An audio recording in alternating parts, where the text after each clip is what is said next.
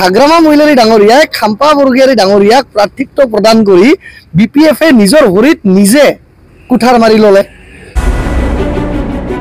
চন 2019-16 মে গুৱাহাটী চেণ্ট্ৰেল মলৰ সমীপত সংঘটিত হৈছিল বোমা বিস্ফোৰণ।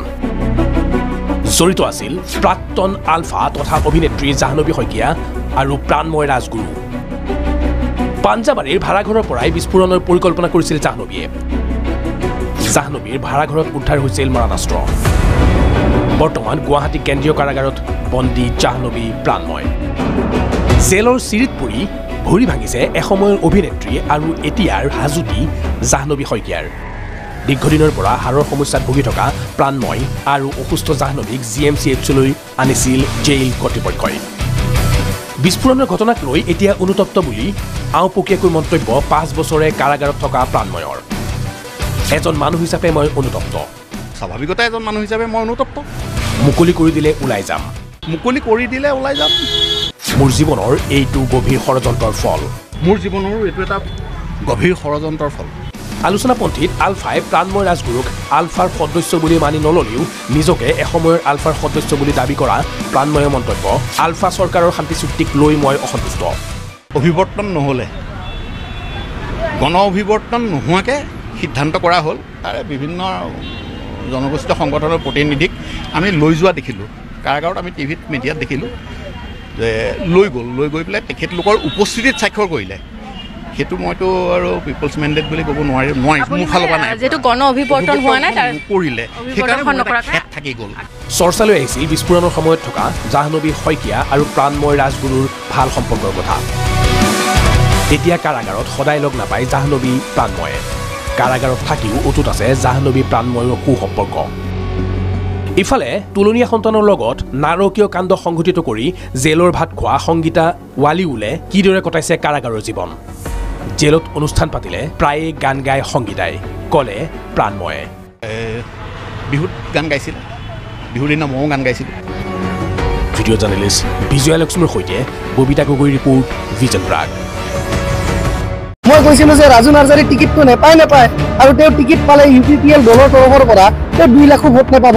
কোকৰাঝাৰ লোকসভা সমষ্টিত খাম্পা বৰগোহাঞি কোনো প্ৰকাৰেৰে বিজয়ী নহয়। ইয়াতে ত্ৰিকোণ যুঁজ হ'ব স্পষ্টভাৱে। ইয়াতে জয়ন্ত বসুমতাৰী, ইয়াতে GSP আৰু অটো ৰিক্সা, এই 3টা ছবি, টৰ্চ, অটো ৰিক্সা আৰু মানে ট্ৰেক্টৰ, এই 3টা ছবিৰ মাজত ত্ৰিকোণ এটা ট্ৰাইংগুলাৰ ফাইট হ'ব।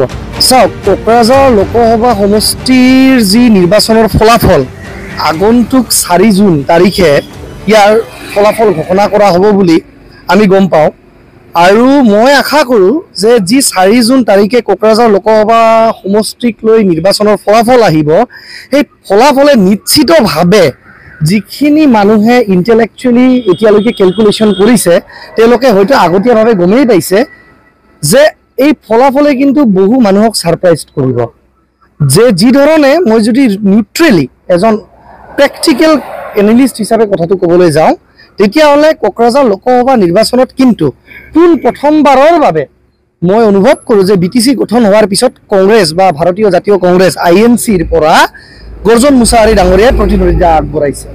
চ' কংগ্ৰেছে প্ৰতিদ্বন্দ্বিতা আগবঢ়োৱাৰ কাৰণে বহুতো এটা ফেক্টৰৰ সাল সলনি হৈ গৈছে ইলেকশ্যনত।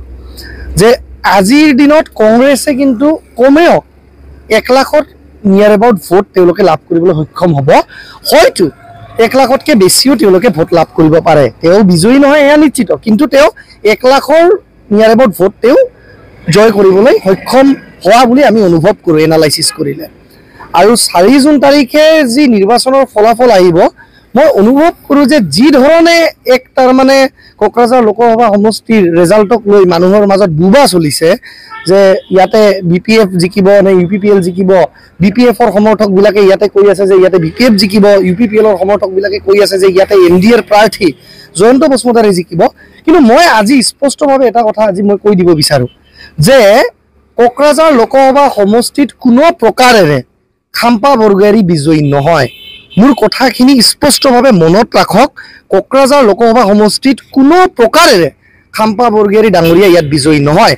হয়, ইয়াতে যদি BPFৰ অন্য প্ৰাৰ্থী থাকিলহেঁতেন, মই ইয়াতে কাৰো নাম ধৰি ক'ব বিচৰা নাই, হয়তো ৰবিৰাম নাৰ্জাৰী হ'ব পাৰে, হয়তো দেৰহাছাত বসুমতাৰী ডাঙৰীয়া হ'ব পাৰে, হয়তো প্ৰবীণ বড়ো ডাঙৰীয়া হ'ব পাৰিলহেঁতেন, হয়তো হাগ্ৰামা মহিলাৰী ডাঙৰীয়া নিজে হ'ব পাৰিলেহেঁতেন বা হাগ্ৰামা মহিলাৰী ডাঙৰীয়াৰ সহধৰ্মিনী চেউলি ব্ৰহ্ম মহিলাৰী ডাঙৰীয়নীও হ'ব পাৰিলেহেঁতেন চ' অন্যান্য যদি কোনোবা এজন ইয়াতে যোগ্য প্ৰাৰ্থী থাকিলহেঁতেন মই অনুভৱ কৰোঁ কোকৰাঝাৰ লোকসভা সমষ্টিত 2024 চনত BPFৰ ৰণত ধ্বজা উৰাটো খাটাং আৰু অতিকৈ নিশ্চিত আছিলে কিন্তু হাগ্ৰামা মহিলাৰী ডাঙৰীয়াই খাম্পা বৰগীয়াৰী ডাঙৰীয়াক প্ৰাৰ্থিত্ব প্ৰদান কৰি BPFে নিজৰ ভৰিত নিজে কুঠাৰ মাৰি ল'লে কুঠাৰ মাৰি লৈ আজিৰ দিনত য'ত নেকি কোকৰাঝাৰ লোকসভা সমষ্টিত BPFে 100% বিজয়ী হোৱাটো একদম অবিশ্বাম্বী আছিলে কিন্তু খাম্পা বৰগীয়াৰীক কেণ্ডিডেট দিয়াৰ কাৰণেই বহু BPFৰ মানুহেও কিন্তু একমাত্ৰ খাম্পা বৰগীয়াৰীক ব্যক্তি হিচাপে বেয়া পায় বা কিছুমান পাৰ্চনেল কেৰেক্টাৰবিলাক এনালাইচিছ কৰি মই ভাল বেয়াটো ক'ব নাযাওঁ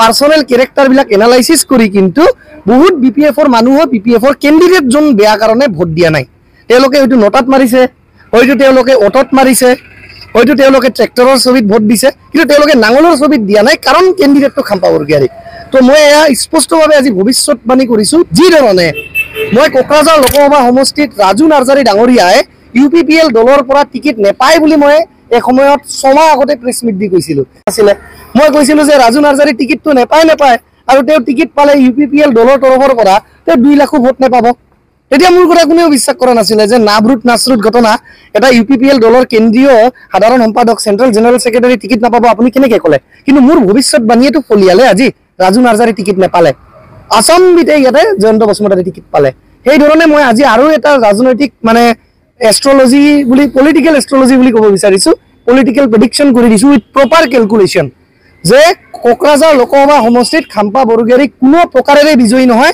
ইয়াতে ত্ৰিকোণ যুঁজ হ'ব স্পষ্টভাৱে ইয়াতে জয়ন্ত বসুমতাৰী ইয়াতে GSP আৰু অটো ৰিক্সা এই তিনিটা ছবি টৰ্চ অটো ৰিক্সা আৰু মানে ট্ৰেক্টৰ এই তিনিটা ছবিৰ মাজত ত্ৰিকোণ এটা ট্ৰাইংগুলাৰ ফাইট হ'ব আৰু BPF কোনো প্ৰকাৰেৰে ইয়াত জিকিব নোৱাৰে কাৰণ BPFৰ কেণ্ডিডেট চিলেকশ্যন ৰং খাম্পা বৰগীয়াৰীৰ বাহিৰে ইয়াতে যদি কোনোবা XYZ ভাল এজন যোগ্য প্ৰাৰ্থীক দিলেহেঁতেন মই ক'লো নে যে হাগ্ৰামা মহিলাৰী নিজেও খেলিলেহেঁতেন বা ৰবিৰাম নাৰ্জাৰী ডাঙৰীয়াক দিলেহেঁতেন বা অন্যান্য যদি ডেৰাচাঁদ বসুমতাৰী ডাঙৰীয়াকো দিলেহেঁতেন মই ভাবোঁ খাম্পা বৰগীয়াৰীতকৈ 10,000 বেছি হ'লে ভোট তেওঁলোকে পালেহেঁতেন